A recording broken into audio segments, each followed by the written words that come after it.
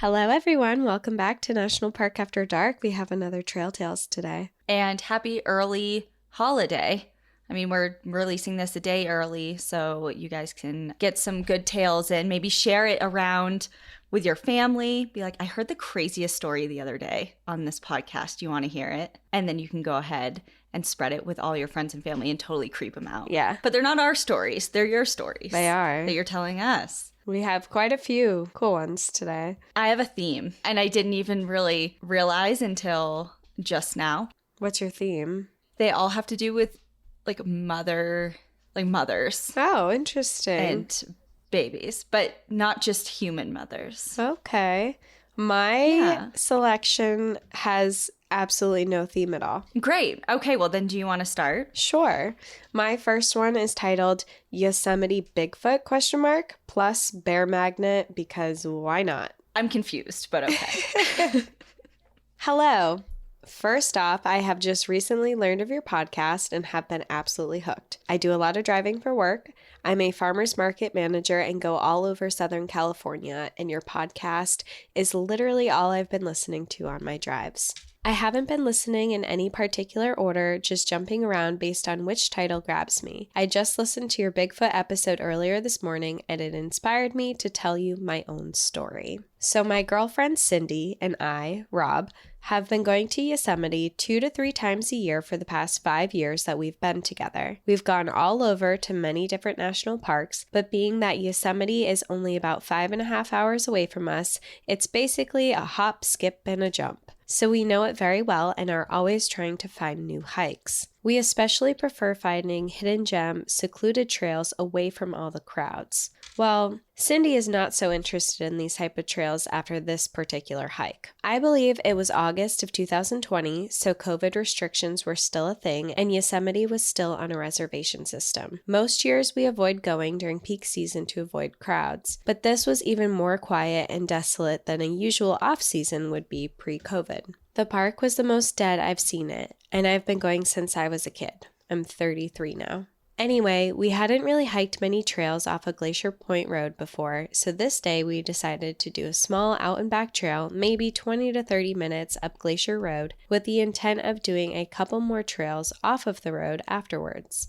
We park at the trailhead, and just as we left to see, no other cars parked there. Keep this in mind. Also important is that there are not really any other connecting trails that meet with this trail. As we always do when out hiking in any bear country, we're being sure to make noise. Cindy is always terrified of running into bears, so she usually is the one to make sure that there's noise, especially with me, as my family calls me Bear Magnet, because I literally always have bear encounters whenever I'm in bear country.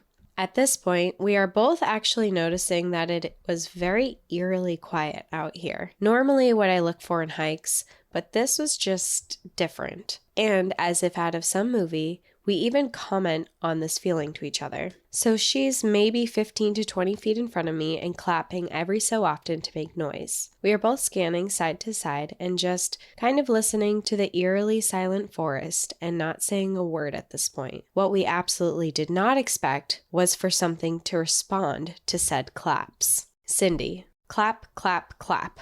The forest, knock, knock, knock. We freeze.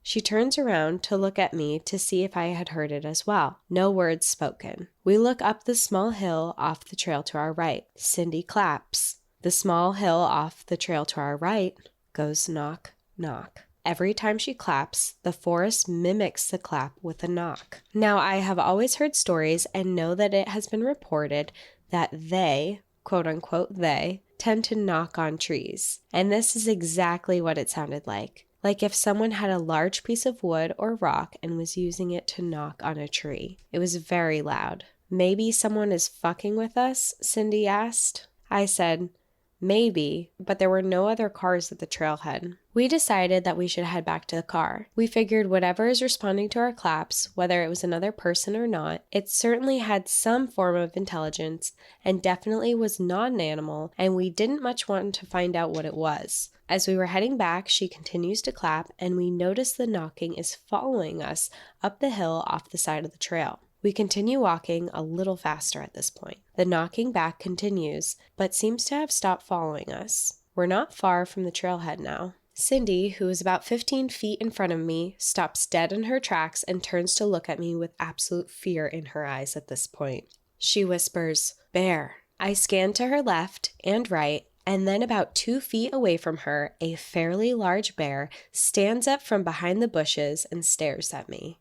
Cindy whispers, "What do I do? What do I do?" And I tell her, "Walk backwards towards me slowly." She does and stands behind me, grabbing me. We walk slowly backwards about 40 feet down the trail. Now we have a bear in front of us, and whatever this was knocking behind us, we freeze, unsure what to do. I clap a couple more times, and sure as shit, the mimicking knock continues and has moved closer now. We don't see anything, but we know it's just right up the hill off the side of the trail. The bear is now on the trail and moving towards us, but not aggressively, thankfully. It stops to inspect some bushes for possible food, I assume.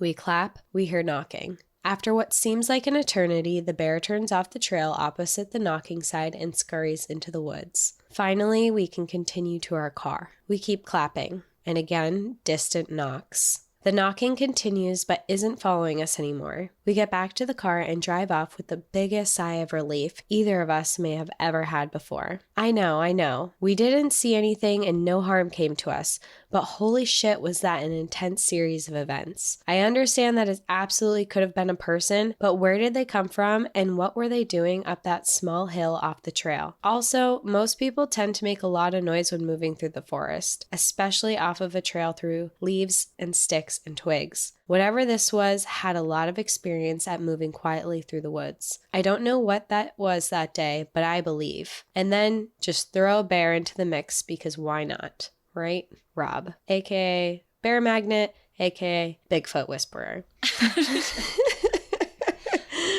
Okay, for a second, I was a little confused. I thought the bear ended up being the knocking, but coming from opposite directions. Opposite sides of the trail. But they were two totally separate things. And two totally separate things. Yeah, because I was like, wait, well, how the hell is the bear knocking? That's wild. That's a lot of overstimulation for me.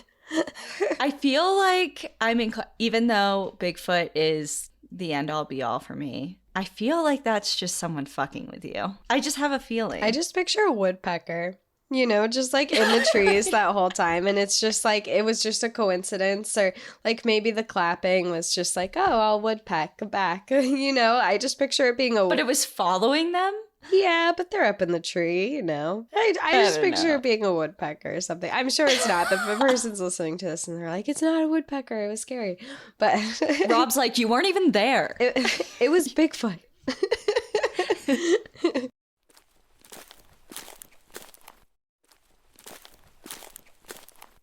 Okay, so my first one is titled, "A Mountain Lion Took My Baby." Not really, but I was afraid it would. Hello, ladies. First, I just want to say thank you so much for all of the work you put into the podcast. My friend recommended it to me a few months ago, and I started at the very beginning, and you all have been my constant companions whenever I get alone time to do chores, knit, or relax with the pup. I'm almost caught up. Don't worry, I plan to hop over to Patreon and binge everything there next. Second, I want to extend my deepest sympathies to you all for the loss of Ian. I had seen the title of his episode when I was scrolling down to the single digits, so I knew something awful was going to happen, but it was still a shock when I got to the announcement.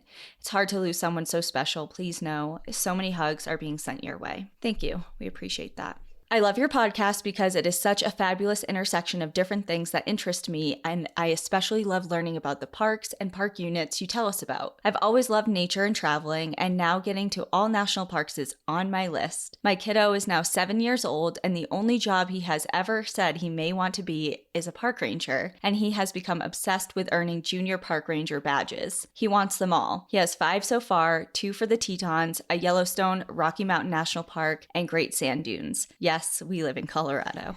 At 4, he actually told the ranger when getting his first Tetons badge, he wanted to be chief of the park rangers. But since then, we have explained that being in charge mostly means at a desk and paperwork. So now he thinks a backcountry ranger sounds far better. It's pretty, he has his ducks in a row for being I know, he knows 7. more that he wants to do than I do. Right.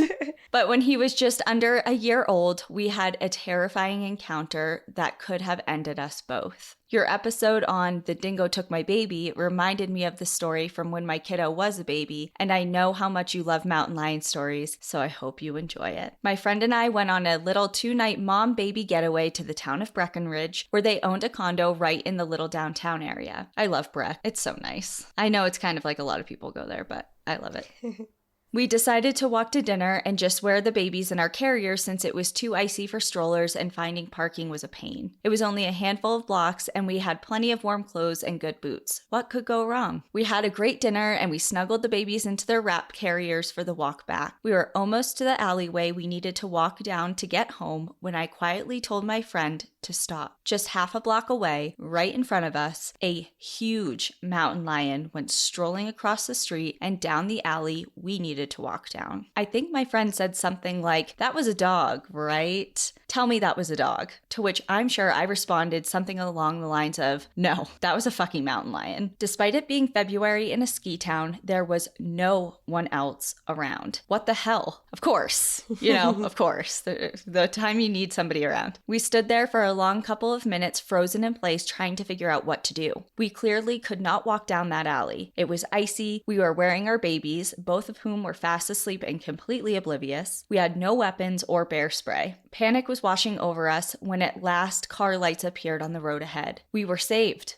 We quickly agreed we would flag that car down and see if they could help. A big black SUV slowly drove up beside us and rolled down their window. But the woman driving seemed super sketch. She was smoking and didn't seem fully sober. Okay, maybe we weren't saved. We quickly explained the situation, but my friend and I gave each other looks that silently agreed we were absolutely not getting into the car with this person. Thankfully, she agreed to slowly drive us down the alley while we walked right next to her car. We made up some excuse for not getting into the car about not having car seats. That's actually pretty smart. That is smart. Quick thinking. She kept her window down and said if she saw the cat coming, she would yell and honk her horn to try and scare it away. Walking down that alley was absolutely terrifying, and I don't think I have ever been on such high alert. We finally got to the condo, but had to walk maybe 25 yards from the vehicle to the door through the garden. It was so dark, there were so many shadows, there were trees and big cat hidey hole places all around. The woman in the car waited and watched us as we quickly rushed inside. Thankfully, we made it into the house, locked the door, and then just stared at one another, shaking and wondering how the hell that actually just happened. The next morning at the coffee shop, someone told us there was a couple of mountain lions who had been regularly hanging out on various houses' rooftops, just chillin' and watching people. They said that residents had been warned not to leave even second-story windows open because of this. Big cats are so scary. Yeah, they are. If you decide to read my story on Trail Tales, feel free to use my name. On a side note, I have a very healthy fear of mountain lions since we moved to Colorado, and we started hiking when I was in middle school. That fear was intensified when I worked with a man whose young child went missing while hiking with a big group of family, some 20 years prior to me knowing him, and the leading theory was that a mountain lion took him. There was something about there being a fast group and a slow group, and the child was running between the two. He ran to catch up with the fast group, went around a bend, out of eyesight of the slower group, and all they ever found of him was a shoe. I believe his name was Jared, and his dad wrote a book, though I have not been able to bring myself to read it. It was somewhere in Colorado, and I would really love if you did an episode on it. Again, thank you so much for your amazing podcast and being such awesome, genuine humans. Enjoy the view, but watch your back and your front for prowling mountain lions. Stacy. Oof, that's a scary encounter. It is a scary one because you least expect it. You're walking home from dinner in a town, like, albeit it is Breck and there is lots of wildlife there. You just don't expect it. And, the visual of having two big cats just like lounging on rooftops, just watching. That's so scary. That's so scary. Just like waiting for them to pounce. Yeah. Big cats are... I'm sure obviously nothing happened clearly to her or anybody else because I have a feeling she would have mentioned that. Hopefully they were just passing through. But yeah, scary stuff. Yeah. Big cats are really magical and they're really scary at the same time.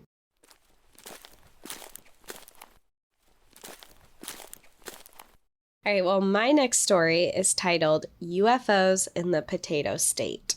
Hi, ladies. Of course, I have to start off by saying how much I've enjoyed y'all's podcast. I drive a lot for work, and it gets me through these long days behind a windshield. Keep up the good work. Sending love to you both. For some background, my boyfriend, his mom, Stepdad and I have begun a new tradition of taking a backpacking trip every year. We each put a suggestion in a hat and draw one to decide where we go. This year, my pick got chosen, the Sawtooth Mountain Ranges in Idaho. Now, if you've never been to Idaho or even heard of the Sawtooths, I cannot recommend it enough. It was an absolutely magical experience. Now on to the story. We spent 3 days backpacking around Alice Lake area and 2 days in a cabin at the foothills. We joked about how crazy it would be to see a bear or a UFO while out in the middle of the wilderness. Turns out, one of those would come true. Our final nights of the trip were spent around a campfire on the riverbank in the backyard of our cabin. We would gaze up at the stars, admiring how bright they were and how we could even pinpoint the Milky Way. We saw airplanes, shooting stars, satellites, and planets twinkling in the sky. Our necks would be sore by the end of the evening from gazing up for so long. On the very last night, we built a fire as we always did and craned our necks up towards the sky. Shooting star after shooting star, we stood mesmerized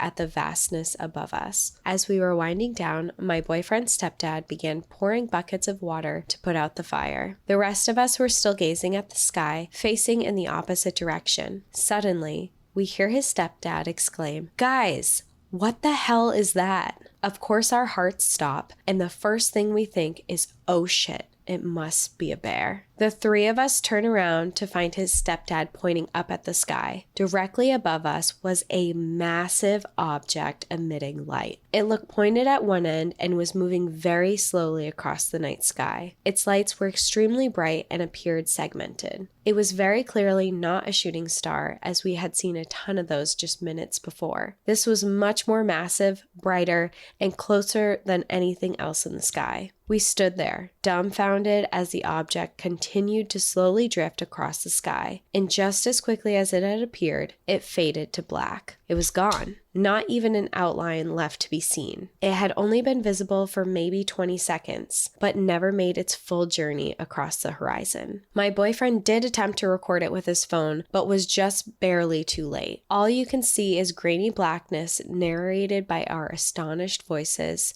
though our commentary is pretty funny to listen back to. Now, before anyone assumes it might have just been a satellite or a Starlink, trust me, we looked into that too. According to the Starlink online tracker, there were no satellites nearby. This object almost seemed rocket-like. To this day, we still have no idea what we saw. We just know that we did see it. I'm still completely convinced it was an alien spacecraft, and once they realized that humans were watching them, they turned off their lights and disappeared into the darkness. Well, I hope you appreciate this fun little story, even if it doesn't make it on the pod. We're already planning our trip for next year. This time, my boyfriend's suggestion was chosen, Olympic National Park. We're all super pumped. I wish so badly that I had a picture of whatever we saw that night in Idaho, but instead I've included a photo of me and my boyfriend just a few days prior, adorned with our way too heavy backpacks in the rugged yet breathtaking Sawtooth Mountains. Thanks again for all that you do, and remember, enjoy the view, but watch out for what might just be above you. All my love, Ashley. Ooh, that story just pumped me up because obviously this is going to come out. We're recording a little early because for once I'm going somewhere. Cassie is usually the one bouncing around, but I'm going to be in Canyonlands for a few days, and I am so excited because I just have my fingers crossed for a UFO sighting. It would be a good place to see one. That's what I'm saying. Yeah. That's what I'm saying. You gotta look up. My next one, like I said, I got a theme going, is titled Mothers Will Do Anything for Their Children. Love the pod. Love you girls. Can we be friends? Yes. Yes. After listening to the story of the aggressive elk in the Grand Canyon in Trail Tales 14 and Pico's wolf attack in Trail Tales 15, I figured it was time I send in my own animal attack story. Let me just start by saying we don't deserve dogs. I live in Estes Park, home of Rocky Mountain National Park, where the elk are plentiful and the tourists are dumb. All right. Okay, that got me. That's classic. Also, everyone you're choosing, everyone's from Colorado. So far, yeah. I might surprise myself. I don't remember if the last one is or not, but if it is, it's the perfect trifecta. I tried to figure out a nicer way to describe Taurons, but just the other day, I saw a woman try to put her toddler on the back of a bull elk for a picture. Stop. Dumb is just about as nice as I can be. Locals in Estes know that there are 2 seasons to be on high alert, the elk rut and calving season. For those who don't know what those are, I'll briefly explain. The elk rut occurs in the fall, and it is when male elk are seeking a female. Bull elk are known to be very aggressive during this time. Calving season takes place in the spring, usually from May to June, and it is the time where female elk have their babies. Like any mothers, female elk can get aggressive when people get too close to their young. Growing up in Colorado, I know all of this information, and because of that, always keep an eye out when walking my dogs. Unfortunately, that wasn't enough for one particular day that I walked my dog Bear around the lake. Sometimes you can know all the right things and do everything in your power to help yourself, but still get unlucky. Spoiler alert, since I know we are all animal lovers and can't handle the stress, Bear is fine. He just sits a little lopsided now. A little background on Bear. I rescued him from a puppy mill situation when I was fresh out of grad school and had no business owning a dog. He has been with me through so much, including an abusive relationship, a major life transition, the sudden passing of a partner, 6 moves, the pandemic, and a toxic job that made me change my whole trajectory. This sounds a lot like Chaska, my dog.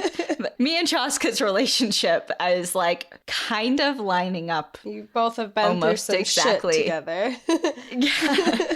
He is the first dog that I took in as my own, and I truly believe he's my soul dog. Needless to say, we tight.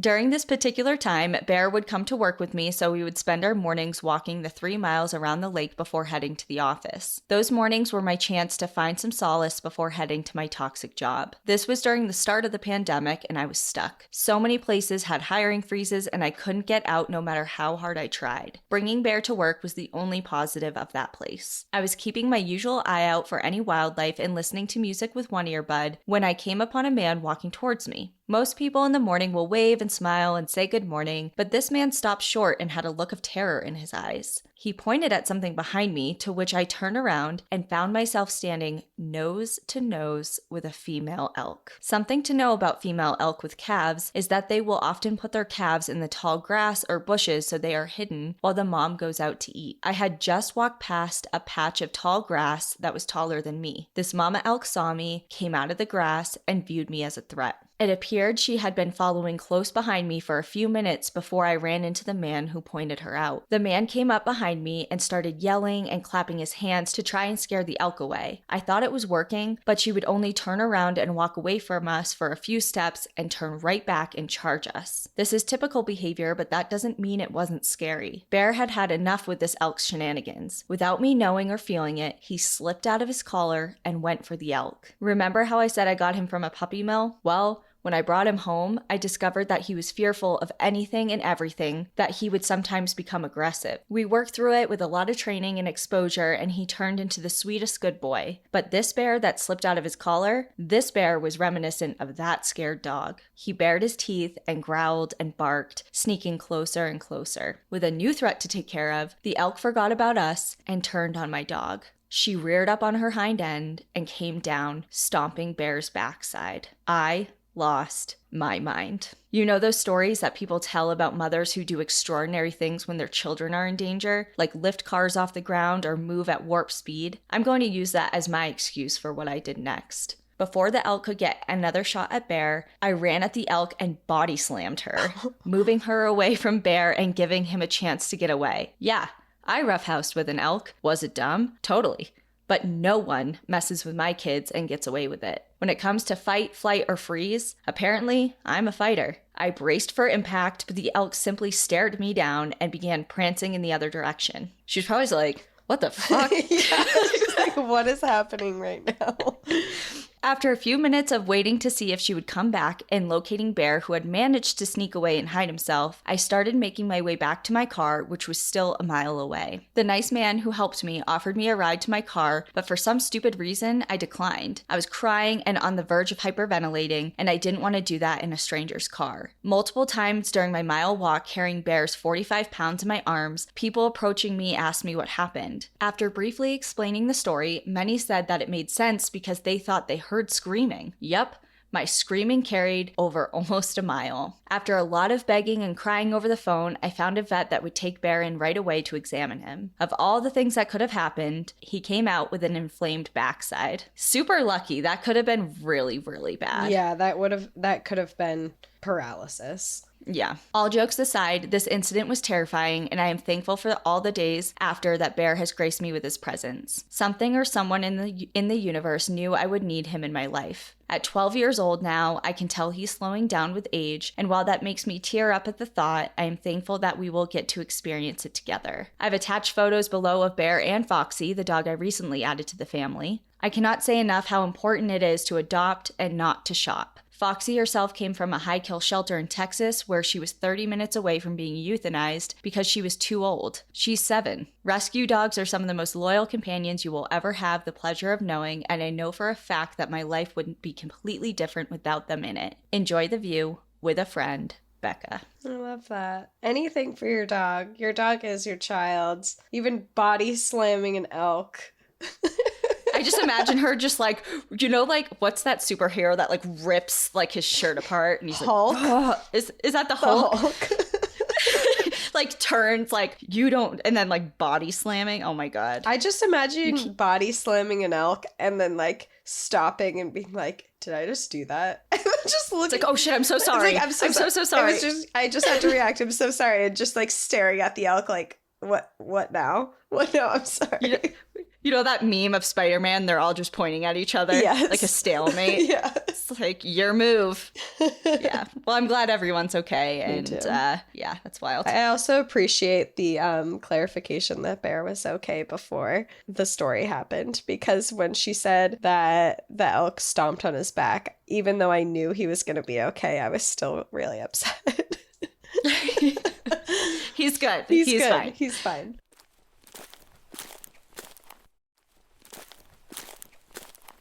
All right, well, my last story is called Tornado Sleepover in Missouri. Howdy, darlings. My name is Hannah, and I'm a huge fan of your podcast. I work at a native plant nursery in Wisconsin, and listening to your stories while I weed plants is a sweet, morbid bliss. Your Trail Tale episodes are some of my favorite, and I've always been bummed that I couldn't share my own. However, I realized, Hannah, you ding-dong, you work for the Forest Service. You have so many stories. So, without further ado, I want to tell you about my first night in the Hercules Wilderness. Hercules is a wilderness area within Mark Twain National Forest in southern Missouri. Since it's a designated wilderness, no motorized vehicles or machinery are allowed. Hiking and equestrians are the only form of transportation, and chainsaws are a no-go. When I was an intern in 2017, Hercules was in need of some serious TLC. Years of high traffic reduced the once clear paths into a jumble of side roads and trails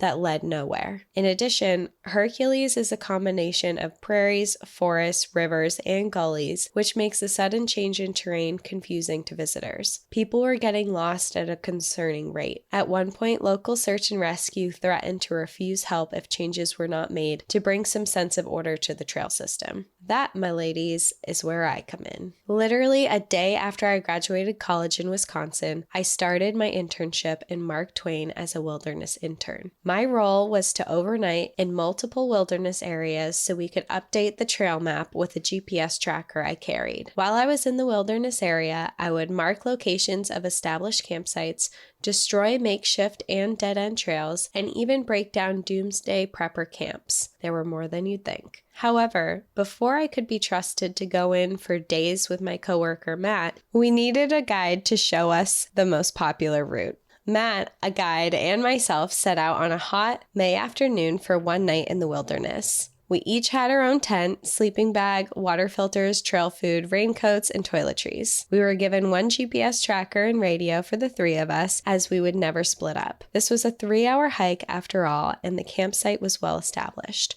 However, our boss explained that to save battery power on the tracker and radio, we would turn both off once we'd reached the camp and settled in for our night location. The hike was beautiful and breezy as it was downhill and mostly shaded. I took so many pictures and splashed in the water. Our campsite was easily found and dinner was relaxing and full of laughter. When the sun went down, we crawled into our tents and discussed the possibility of rain overnight. The humidity had been unbearable for the past few days, and our guide was certain that we would have rain. This was a comfort as it would cool us and sound comforting if we were to wake up in the wee hours. Now, a side note, when I camp, especially in summer, I am naked as the day I was born. It's hot in there, and I refuse to wear clothes in a space that is entirely my own. I realize now that this is, frankly, a bad idea, especially if I had to get up and move quickly. But when I'm hot, I don't think straight. I need the coolness immediately. So on this night, I was a nude lady in a solo tent, cool as a cucumber. Around 2 a.m., the rain came in, cooling the valley we were sleeping in and drenching the soil with much needed water. I woke up a little cold and sleepily decided it was time to search for my t-shirt and shorts. As I began to wake up, I realized that the rain was a lot louder on my tent than I had expected. It sounded like a hose was being sprayed on and off the rain tarp. That's when I noticed the wind. It whistled in the trees and around my tent. Then it roared. The tent pulled at the ties in the ground, secure but unnerving. The trees groaned around me. I slipped on my clothes, scurried into my sleeping bag, and peered out of the mesh of my tent. I could barely see the campsite under my tarp as it was pitch black with no light. Then I felt the wind slap my face as a gust slipped under the tarp and a flash of lightning turned the forest floor white. I squeaked and immediately laid down and hid inside my sleeping bag. Thunder followed with a boisterous crack and I slipped further into my humid bag. It was like being a kid again, covering my face and ears to shut out all sounds and light. It did nothing for the experience. The wind seemed to be multiplying while the rain pelted my tent as though it was trying to rip through the protective tarp. Somewhere in the valley, I heard a tree strain against the wind before releasing its grip onto the earth. It fell in time with another round of thunder. Its contact with the ground deafened by the onslaught of wind and a chorus of thunder. What if a tree fell on me, on Matt? No one would help us. No one was there to answer our calls. I'm not a religious woman, but I felt like praying for God to protect me. However, I could not bring myself to send a prayer. It felt wrong. Instead, I began to soothe myself by repeating the phrase, "It only sounds worse because you're outside." After what felt like 20 minutes, the wind eased slightly, the rain calmed itself, and the thunder bounced over the hills out of earshot. I fell asleep again, exhausted from fright. In the morning, I hastened out of my tent to see if my companions were okay. It was still raining, but this was a whisper compared to the concert we experienced during the night. Everyone was shaken as we cleaned out our camp. No one was injured, but no one slept. We donned our backpacks to hike out and turned on the radio and tracker. Matt spoke into the radio. Matt to Ava, we're okay and we're heading out of Hercules. Within seconds, we received a reply. Ava to Matt, we're glad to hear from you. See you in a few hours. Matt replied, the radio battery is low. We may lose you before we reach HQ. A minute passed. Copy that. We have your location. Keep the tracker on. Now to begin our hike out, uphill in the rain. It took us about 4 hours to leave Hercules and then another hour to reach headquarters. The guide dropped us off and we walked towards headquarters with our gear. Before we left the parking lot, half of the Forest Service staff was out with us. They bombarded us with questions. Where were we camped? Why was your radio off? And more. Matt and I were confused. We'd done everything our boss had instructed. All of our senior staff members looked at one another, and one higher up left for the office. Apparently, we weren't supposed to have our radio off. Our boss hadn't charged the walkies or replaced the batteries in time and sent us into the wilderness, hoping our radios would last if we turned them off. Second, we had camped in the path of a tornado. Sirens went off around 2 a.m. The senior employees called one another and met up at headquarters as they had all woken up and were worried about us. They attempted contact with us for almost 30 minutes with no response. To make matters worse, none of them had our GPS coordinates. Our boss did, and they weren't answering their phones. Everyone was convinced we were trapped or worse, dead. Around 4 a.m., they agreed that there was nothing they could do until morning when they were required to check in. If we missed our 8 a.m. deadline, search and rescue was coming for us. When we called in, there was a cheer in the office. The interns survived. Although we were all tired, most of the team went on to move trees and clean up the community. Matt and I were driven to a forest preserve road to move brush. Straight line winds had cleared a section of the forest about 500 feet wide and 3 miles long. Multiple trees had fallen in the road. Massive trees were stacked on top of one another in the brush, and others were stripped of their leaves and bark in the surrounding woods. One of my coworkers pulled me aside and said, "You see the end of this line? Your GPS coordinates from last night showed you about half a mile downhill from this site. You were that close to death." I have so many more stories from my time in the Forest Service, including an encounter with a wild boar. I'm happy to share with you, and you can feel free to share this one with everyone or keep it to yourself. It might be a bit too long for a trail tale anyway. I love the podcast and look forward to whatever you share next. Your unintentioned death seeker, Hannah. That's really frightening. It's so scary. I have been stuck out in a tropical storm before, so I know what it's like to hear a lot of rain and trees falling around you, and it's very scary. But to see that amount of destruction the next morning in close proximity to where you were sleeping is very scary. Well, that's the worst part, because obviously being frightened in the moment, but you don't have the ability to see anything. And then once you realize, like, oh shit, we were so close to being in a huge amount of trouble. Yeah. I mean, it's almost a saving grace, because if you knew that that was going on around you and you were stuck there, then I would think I would be more scared than hearing some trees and some rain and being like, ooh, this doesn't sound well, good. I don't know what's worse, because the unknown is, I think, scarier, but yeah, I don't they're know. both scary. All right, my last one does happen in Colorado, so. So it's a theme of moms and Colorado. You're right. Colorado moms. There we go. It is titled Moose for Thought. Hi, Cassie and Danielle. My name is Catherine, and I've been a big fan of your podcast ever since my friend Lexi introduced it to me. Lexi, Kate, and I are 3 friends who met in nursing school 5 years ago. Our friendship blossomed when we took an educational trip for class credit to Thailand. Ever since, we have been traveling, trying to see as much of the world together. We have been to several national parks together, including Olympic, Rainier, and our story today is from a visit to Rocky Mountain National Park in Colorado. Are these all? I think these are all based around Estes and, oh no, the first one was Breck. Okay. It's not specific of a theme. Okay. I was living in Denver at the time as a travel nurse and was super excited my besties were coming for a visit since we all called North Carolina home and it had been some time since I'd seen them. Of course, we planned a trip into the park for a hike during their visit because it's one of our favorite things to do together. My husband, Patrick, also joined us and we were really hoping to see a moose, as we had been living in Colorado for several months at this point and had yet to see one. While driving through the park on the way to the trailhead, we passed an area where many cars had pulled over on the side of the road. With the chance of it being a moose that people were gawking at, we decided to turn around and pull over. Sure enough, we pulled over and saw a female moose in a clearing along a stream. We were ecstatic. We started taking selfies from a far distance, of course. We had no interest in being featured on the Torrents of Yellowstone Instagram.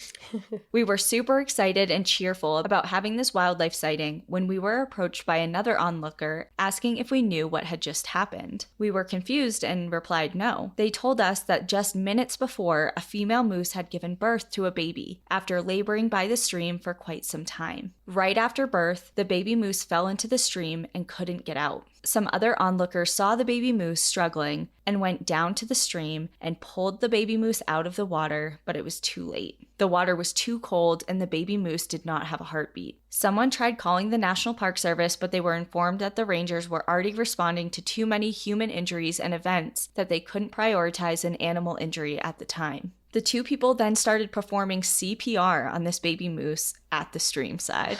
Oh my God. The mother moose was pacing nervously around them at this time. I was worried she was going to get aggressive, but they informed us that it seemed like she knew something was wrong and knew that the humans were trying to help, so she was letting them be. I wish I could bring this story back around with a happy ending like so many other trail tales, but unfortunately, The CPR on the baby moose was unsuccessful, and they laid the baby's body by a tree near the stream. We arrived at the point when the mother moose was licking her deceased baby, but from our far distance, we couldn't see that it was a baby moose until someone pointed it out. The story of what happened to this mama moose and her baby immediately brought us to tears. I hate that when we happened upon the scene, excited to see a moose, that it took such a tragic turn. It makes us sad to think about the potential effect human presence had during her laboring hours and might have pushed her closer to the stream than she wanted to be. It makes me realize how much of a privilege it is to have access to these animals' habitats, but it definitely takes a toll in more ways than one. Thinking back on the situation, the onlookers were all at an appropriate distance from what I can estimate. Based on the rules of the park, I can't really place blame, but always wonder in the back of my mind if that baby would be alive if no one was watching. Just some food for thought. Thank y'all so much for doing great storytelling and also keeping your listeners informed about safety and conservation. Maybe one day we can join you on one of your group trips. We know it would be a blast. Keep up the great work. You are so appreciated. Catherine, Lexi, and Kate. Oh, that's such a heartbreaking story. It's a sad one, but I wanted to share it because it reminded me kind of like a little bit of our conversation with Dr. Grant about how just being present can alter animal behavior in ways that we're still understanding and studying. And like she said, like based on what she could see when they first got to the scene, it appeared that everyone was doing the right thing as far as being a good distance away. I don't know how going in and pulling the baby out and doing CPR is, I don't think that's appropriate. I think she was referring to before that happened. Yeah, before that. But yeah, it's true. Like whether or not they were close or if the moose was just already kind of spooked and happened to be closer by the stream, or it was just a complete accident and people had nothing to do with it. Who knows? But it just brings up a good point to think about, that your presence does alter animal behavior. And it's also, that kind of ties into the Patreon story I'm doing a little bit, which we haven't recorded. I haven't told you yet. You haven't told me about it either. So yeah. So just something to think about, you know, when you're out there, even if you're not putting your toddler on a bison back or something like that. Like, you never know how your presence is going to alter behavior. So just something to keep in mind. And please don't put your toddler or anyone you know on a bison's back. Not advised. I feel like it's weird that I even have to request that. Sadly, yeah, you do. Which is, yeah, I saw a Tauron thing today, actually, on the Taurons of Yellowstone. It didn't have to do with with an animal. But just kind of like the blatant disregard for signs. So it was somewhere in Canada, and it was on some big like bluff overlooking either a Great Lake or some type of ocean water source. And there was a huge fence with there was at least 3 signs in view of like, no trespassing, do not enter, blah, blah, blah, just because of the erosion. Sure. I guess there was a lot of erosion, and also the water levels had risen a lot, and combined, it was just really, really dangerous. And you just see like this law enforcement officer rolling up, and he's like yelling. At first, you don't see anyone. And he starts yelling. He's like, all of you get over here. He's like, line up. You're all getting a $5,000 fine. And then it's kind of like quiet. And he's like, this isn't a joke. Get over here. And all of a sudden there's like 10 people that come out with like their cameras and their phones, like obviously taking selfies or doing something over by the edge. And he just like went on to kind of just school them about like how he's like, this is dangerous. Like, I think he said like, are you guys fucking nuts? I think that's what he said. But he issued tickets to all of them. Good. And it's kind of like you had to physically hoist your body over a fence with multiple warning signs of do not enter. Yeah. It's like, even with it in your face, people still don't listen. So there's always going to be warnings needed to be vocalized, even though it seems like second nature. Yeah. Kind of, it sucks. Crazy. Well, I also feel like Yellowstone is a national park that can't afford to give out warnings. It just has to be straight tickets because there's too many people there disobeying too many rules, that there has to be like a point made, you know? Well, there's only so much you can do. It's like, okay, it's on your paperwork and you first enter the park. There's rules and regulations along with the park map. There's signs everywhere. Like, no one's going to hold your hand. Yeah. It's like if you're going to disregard all of that, then you're going to get a ticket or you're going to get arrested. And it has to be that way because you're endangering yourself, others, and wildlife. Right. Well, thank you everyone for writing in. We hope everyone has a great holiday with their families, and we will see you next week. But in the meantime, enjoy the view. But watch your back. Bye, everyone. Bye.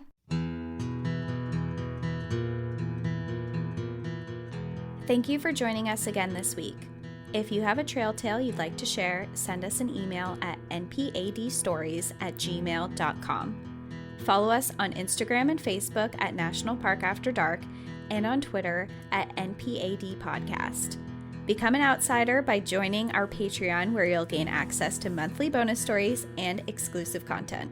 And remember, when you support our partners, you're supporting our show. To access our special discount codes along with source information from today's episode, check out the show notes. For information on the show, to shop our merch store, sign up for our newsletter, and more, visit npadpodcast.com. And if you're enjoying the show, please rate, review, and subscribe wherever you listen to podcasts.